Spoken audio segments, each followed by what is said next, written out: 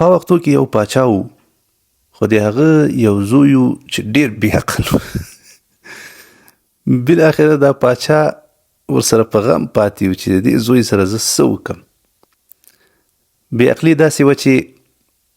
یوه ورځ دغه د پاچا چې کوم وزیر و ده وغوښتل چې د دې پاچا دا زوی معلوم کړي چې دا هوښیار ده او که بې عقل ده. نو داسې وکړل چې د خلکو په مخ کې یوه د سرو زرو یعنې د طلا سکه یې راواخیسته او یوه یې د سپینو زرو سکه راواخیسته. نو دا دواړه سکې یې راواخیستې او د دې پاچا زوی ته یې ونیولې چې دې کې یوه دانه واخله. نو د دې پاچا زوی سمدستي دغه د سپینو زرو سکه یې راواخیسته. تاسو ته خو بهتره معلومه ده چې سپین زر ډېر ارزانه دي نسبت له سرو زرو، یعنی اصل کې طلا قیمته ده او د ارزانه چې ده دا سپین زر دي، ډېر زیات تفاوت کوي. خو د دې پاچا بچي په ځای د دې چې د سرو زرو هغه سکه انتخاب کړي د سپینو زرو سکه انتخاب کړه، هغه یې واخیست. نو په دې سره دې وزیر هم هر پورې وخندل، شاوخوا چې کوم خلک ناست وو هغوی هم زښته ډېر وخندل. نور یې څه ونه ویلې، بس دا وزیر لاړ. په سبا باندې بیا یوه دانه د سرو زرو سکه راخیستې ده او یوه یې د سپینو زرو سکه راخیستې ده او دا دواړه بیا د خلکو مخکې د دې پاچا زوی ته ونیولې چې په دې کې یوه دانه واخله. د پاچا زوی بیا د سپینو زرو سکه هغه سکه چې د سپینو هغه ارزانه انتخاب کړه هغه یې واخیسته او د هغه قیمتي د سرو زرو هغه سکه یې بیا وانخیسته. بیا خلکو هر بس دې وزیر ته خدای ورکړه.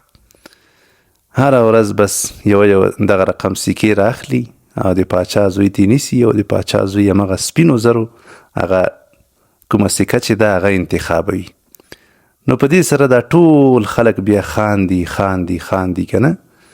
او دی هم خاندي او یعنی خلکو ته دا ښیي چې د دې پاچا زوی څومره بې عقل ده. بالاخره ډېر وخت په دې کې تیر شو، یعنی ورځې تیرې شوې، میاشتې تیرې شوې. نو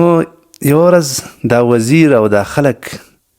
دوی ټول راورګېدل او دې پاچا ته یې وویلې چې ستا زوی خو دغه رقم کارونه کوي، ستا زوی خو دغه رقم ته ساده ده او دغه رقم ته کم عقل ده. بس پاچا چې دا واورېدل، پاچا هم ډېر زیات خفه شو، زښته ډېر غمجن شو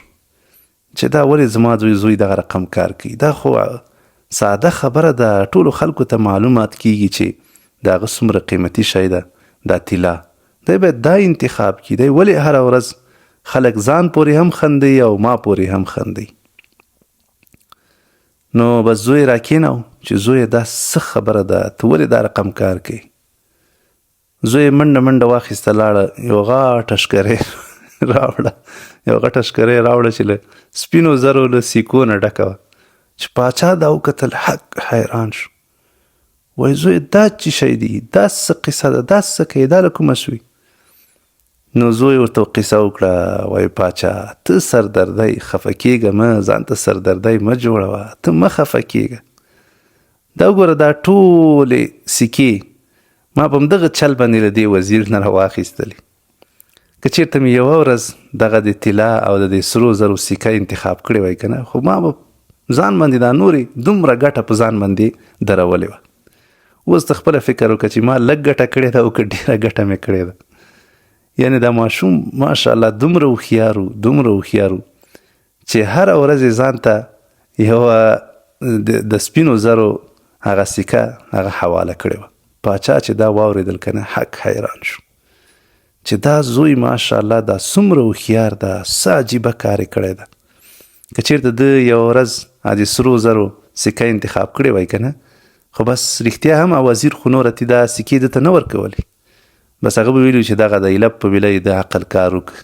ایله په بیله دی هوښیار شوه، تی به هر څه پې قطع شوي وو. نو زوی ورته ویلې چې ای پلاره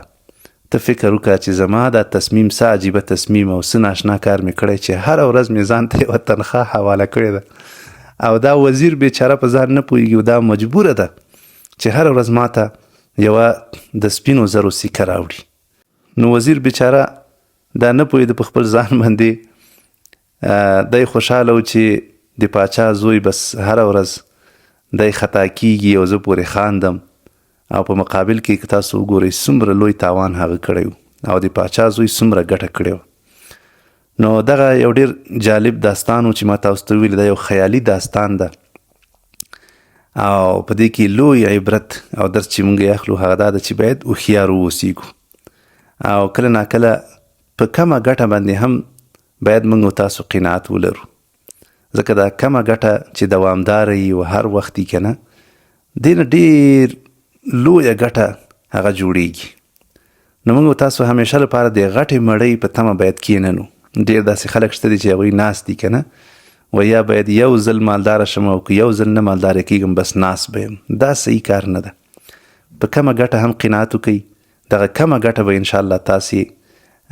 ډېر لوړ مقام ته ورسوي او کرا چې تاسې ته پیسې را رواني که نه د دې نه یو وخت کې ډېرې زیاتې پیسې جوړیږي نو خلکو ته هغه خلک چې کمه ګټه کوي هغوی ته په کمه سترګه مه ګورئ ماشاءالله خلک دي کمه ګټه باندې قناعت کړی ده خو الله جل جلاله ډېره لویه ترقي ورکړې ده په اخره کې تاسې ماته په کمنټ کې ولیکئ چې په اصل کې هوښیار څوک هوښیار وزیر و او که د پاچا دا زوی و ډېره مننه